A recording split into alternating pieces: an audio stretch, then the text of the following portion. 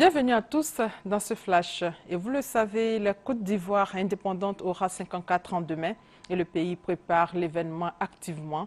Le traditionnel concerto a pour thème cette année la paix et la cohésion sociale, concerto organisé par le district d'Abidjan. On fait le point avec Grace Kando. La Côte d'Ivoire s'apprête à souffler la 54e bougie de sa souveraineté le 7 août prochain. Au menu, plusieurs activités, dont le traditionnel concerto. Il aura lieu entre les boulevards du Canal et de Marseille dans la commune de Treichville. Un jour avant l'événement, le district autonome d'Abidjan rencontre hommes de médias, forces de l'ordre et responsables techniques. Objectif, s'enquérir des préparatifs. Nous sommes sur le site pour mettre en place les dispositifs techniques pour accueillir la 22e édition du Concerto Festival pour l'indépendance, qui va donc permettre aux Abidjanais de fêter dans l'allégresse et de créer donc un climat de fraternité et un programme de feux d'artifice qui va donc être lancé et tiré à partir de minuit. Toute l'opération va démarrer à 19 h pour finir le 7 autour de 6 h du matin. Pour la 22e édition du concerto qui s'ouvre ce mardi à l'espace Canal au Bois à Treichville, animation au village de l'Indépendance, suivie de l'apothéose ce mercredi 6 août à travers un giga-concert auquel participent plusieurs artistes de renom, dont Lewe et Singular. En politique, l'Alliance des forces démocratiques marque son accord pour entrer dans la nouvelle CEI.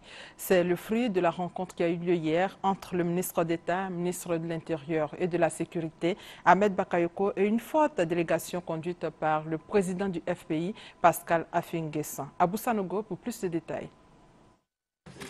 Une délégation des forces démocratiques de Côte d'Ivoire, conduite par le président du Front populaire ivoirien Pascal Affi-N'Guessan, reçue par le ministre d'État, ministre de l'Intérieur et de la Sécurité, Ahmed Bakayoko. Il s'est agi d'évoquer la question de la mise en place de la nouvelle commission électorale indépendante. Après les échanges avec le ministre d'État, l'opposition a marqué son engagement à rentrer dans la nouvelle commission électorale indépendante. Selon son porte-parole Pascal Affi-N'Guessan, le principe d'un bureau consensuel a été acquis. Le ministre d'État fera en sorte que le bureau de la CEI qui va être mis en place puisse être consensuel avec la participation des uns et des autres. Le consensus signifie que les deux protagonistes, notamment le pouvoir et l'opposition, soient représentés dans le bureau. Nous avons aussi souhaité que ce consensus aille jusqu'à la présidence de la CEI. Et donc, sur cette base, je crois que nous nous sommes accordés et il est question que dans les jours à venir, nous puissions engager ce processus de manière à ce qu'à terme, nous arrivons donc à un bureau consensuel au niveau de la CEI. Le ministre d'État Ahmed Bakayoko a salué l'ambiance qui a prévalu au cours de cette rencontre. Cette discussion est empreinte de responsabilité et de convivialité. On sent une vraie volonté d'aider le pays à aller de l'avant. D'autres rencontres vont avoir lieu afin de décrisper l'atmosphère politique. Et puis en image, le patrouilleur L'Émergence a été baptisé hier par la première dame Dominique Ouattara qui s'est réjouie de l'acquisition par la Côte d'Ivoire de ce patrouilleur. La cérémonie qui a eu lieu à la base annexe du plateau a réuni des personnalités militaires et civiles.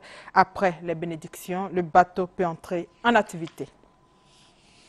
La rencontre entre Américains et Africains était hier à sa 3e journée. Le président Barack Obama a annoncé mardi la mobilisation de plus de 30 milliards de dollars, aides publiques et investissements privés à destination de l'Afrique, appelant les dirigeants du continent à créer un environnement politique et économique propice aux affaires. En marge de ce sommet États-Unis-Afrique à Washington, la Banque mondiale a félicité le président Alassane Ouattara et son gouvernement pour les performances économiques de la Côte d'Ivoire. L'évolution de l'épidémie d'Ebola inquiète. Le virus a fait depuis le mois de mars 2014 plus de 800 victimes au Libéria, en Guinée, en Sierra Leone et au Nigeria. Médecins sans frontières affirment qu'il est hors de contrôle. Aucun cas signalé en Côte d'Ivoire, mais le pays continue de s'organiser.